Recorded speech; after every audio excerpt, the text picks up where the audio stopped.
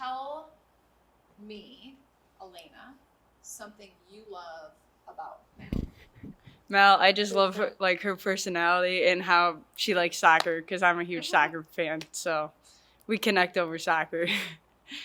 Awesome. All right, Hannah, what is something you love about Mel? She's really understanding, and so like it's just really easy to talk to her about like anything in life. So it's nice to have someone you can get along with like that.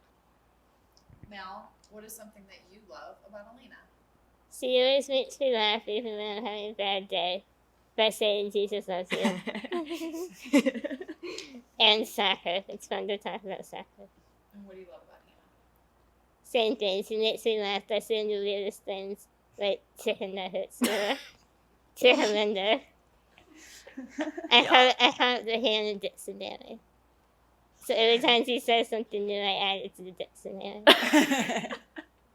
What does your friendship with these ladies mean to you? When I'm with them, I always feel accepted.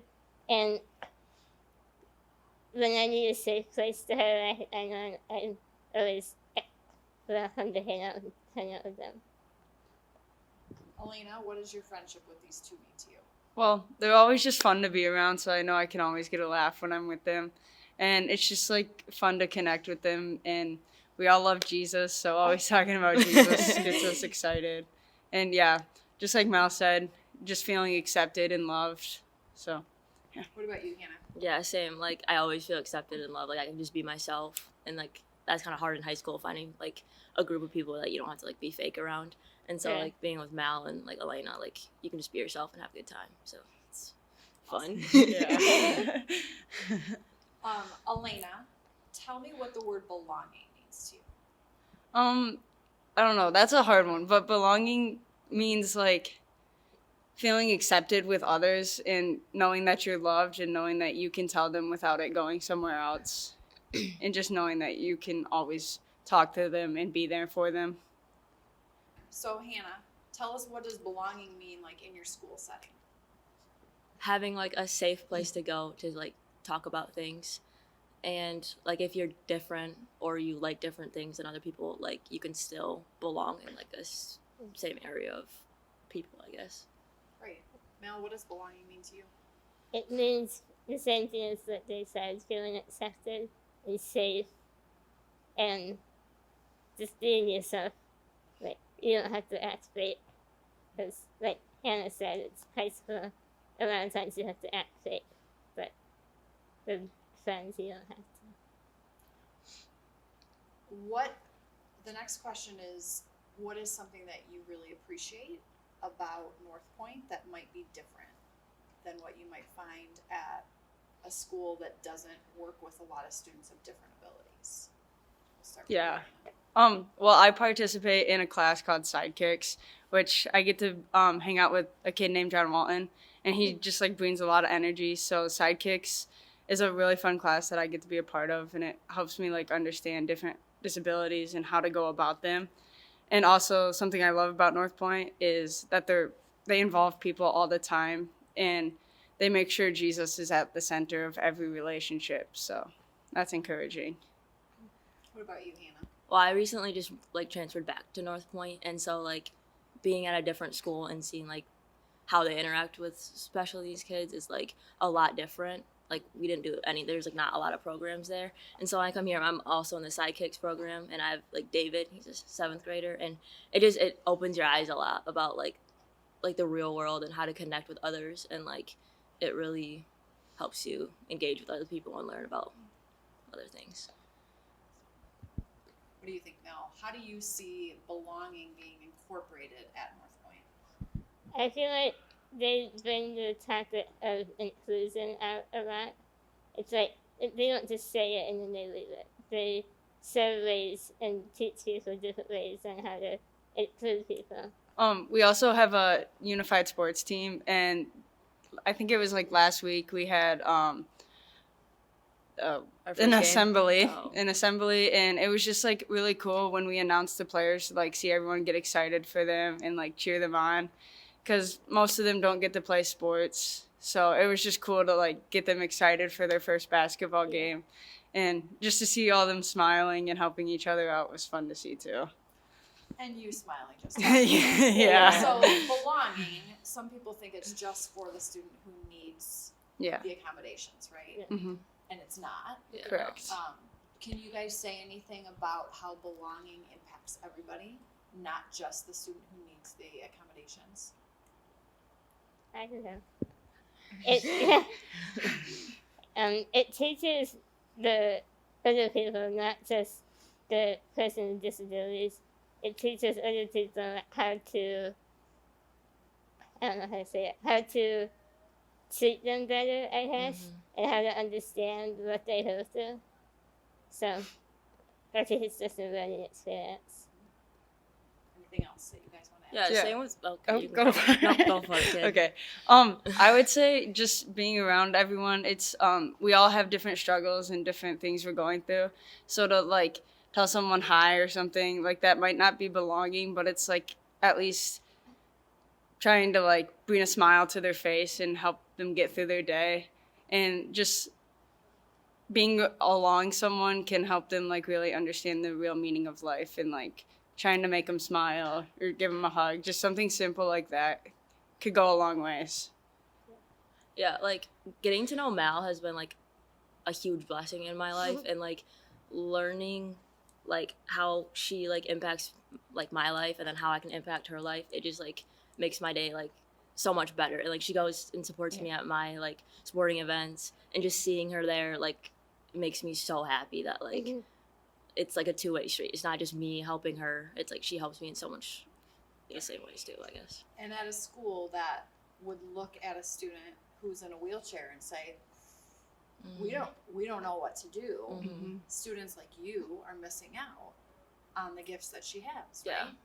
Can you talk about maybe what schools are missing by not incorporating students of all abilities? Like, what would you be missing out on by not having the opportunity to be friends with Mal? It's like the same as like someone that's not in a wheelchair. Like you still have like the fun times, you get to hang out, and it's just like you're letting someone who can't do some things miss out on opportunities that the rest of us get to have. So like going out on the weekends, going to games on Friday night. So it's just, I don't know, just you're limiting them, and then you're also limiting people from opportunities to get to know them. If one person who is an able-bodied person, they're just losing another friend that they could potentially have. I mean, it's always great having as many friends as possible, but if you don't take the time to talk to them, or if you think they're different, it's just hurting yourself too. Because she's just another person, right? And I feel like people like look at Mal's wheelchair and like, oh, like she can't hang out, or like she can't do this or that, and but she can. She plays soccer. She does all the same stuff, but people just like They don't just, see that. they Don't just judge a book by assume. its cover. Yeah. That's what's on the inside, not the outside. Yeah. So just, I guess, don't assume things. Alright. Have you ever taken a trip to the mountains? The first time you saw a mountain, what did you think? You might have been shocked. They are huge, majestic, powerful, beautiful, and each mountain is made by God. Mountains testify to the fact that we serve an awesome and powerful God. God uses many ways to show his power. One way he chooses to show us is through the lives of his people in friendship. Sometimes these are individuals who are able differently than us. There's a difference between ministering to someone who has a disability and really doing life with them. A staircase or a narrow doorway may keep someone with a physical disability from entering a space. There are other barriers that keep them from genuine, deep friendship. This week we want to celebrate the friendships that have been made and take steps to tear down the walls for all NPC belongings in our community. We come to be challenged together to do what it takes to build true mental friendships for all.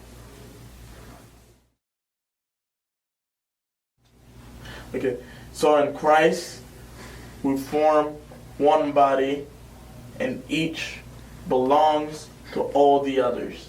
Romans 12:5. We have more commonalities than differences. C.S. Lewis says friendship arises out of mere companionship when two or more of the companions discover that they have in common some insight or interest or even taste which others do not share, and which till that moment each believed to be his or her own unique treasure. The typical expression of an opening friendship would be something like, "What, you too?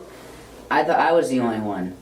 It was when two such persons discover one another, whether with difficulties or fumbling, or what would seem to be us amazing. They share their vision. It is then that friendship is born, and instantly they stand together in immense solitude. Everyone wants to be known and loved. Together we enjoy common interests, common hopes and dreams, and common disappointments. We must share life together as God planned it. 1 Corinthians 12, verse 12 and 15 through 18. Just as a body, though one, has many parts, but all its parts form one body, so it is with Christ. We all need Jesus and his people. Now if the foot should say, "Because I'm not a hand, I do not belong to the body," it would not for that reason stop to be being part of the body. And if the ear should say, "Because I'm not an eye, I do not belong to the body," and it would not for that reason stop being part of the body. If the whole body were an eye, where would the sense of hearing be? If the whole body were an ear, where would the sense of smell be? But in fact, God has placed the parts in the body, every one of them, just as he wanted them to be. A true friend will be faithful when there is a need for an advocate or an ally. Offering help and care is completely accidental to a friendship. We just give it to one another without anything in return. Friendship takes action. You may have heard you won't find a friend by wanting a friend. To have a friend, you have to be a friend. We all have strengths and challenges. 1 Corinthians 12:21 and 24. The eye cannot say to the hand, "I don't need you." And the head cannot say to the feet, "I don't need you." But God has put the body together, giving greater honor to the parts that lacked it. Focusing on our strengths gives purpose and joy, and increases engagement and success in life. This is true in friendship as well. It has been said, having a friend who accepts me for who I am and not for what I am not. This is life-changing. When this happens, we are able to bring out the best in one another, and God is lifted up. These strengths give us courage to face difficulties in life. 1 Corinthians, so that should be no division in the body, but that its parts should have equal concerning for each other. If one part suffers, every part suffers with it. One part is honored, every part rejoices with it. A true friendship always sees that value of including others. Lewis writes, 2 friends delight to be joined by a third, and a 3 by a fourth. If only the newcomer is qualified to be a real friend. The addition of a new friend only makes other friendships stronger. The old saying, "the more the merrier," is true. Each friend in a group adds a little something, and that something brings out the best in others. One friend may bring the humor to the friendship, and another may make us think first. Another may be the strong spiritual voice, and one may be the planner. Before you know it, you will wonder how you are so lucky to be in such a great group of friends, especially when the whole group is together, each bringing out the best, wisest, or funniest in all the others. There is no room for jealousy in a friendship. Proverbs 18:24b. There is a friend who sticks closer than a brother. As wonderful and rare as human friendship can be, it will at some point in time some way disappoint us. C.S. Lewis writes, friendships then, like the other natural love, is unable to save itself. It must ask for the divine protection if it hopes to remain sweet. As Christians, we know that there is a friend who sticks closer than a brother. Our best friend points us to our true friend, Christ. True friendship walks side by side with Christ. So, how do we tear down barriers that prevent friendship for all? Consider this. Search me, God, and know my heart. Test me and know my anxious thoughts. See if there is any offensive way in me, and lead me in the way everlasting. Psalm 139, 23-24. Give the gift of time, get to know someone, focus on the common ground you share. Make room in your friendship circle for another. Be open to what God can teach you through another who may have some different abilities from you. Take action when you see a way to help. Think about practical ways to be the hand and feet of Jesus through friendship today. It could look like opening a door, starting a conversation, allowing more time for a response, extending an invitation, being kind, trying to understand. Maybe instead of grabbing a chair from a table, you'd sit down with someone new. Sign up to be a lunch friend, study buddy, a team player with Unified Sports, or a sidekick.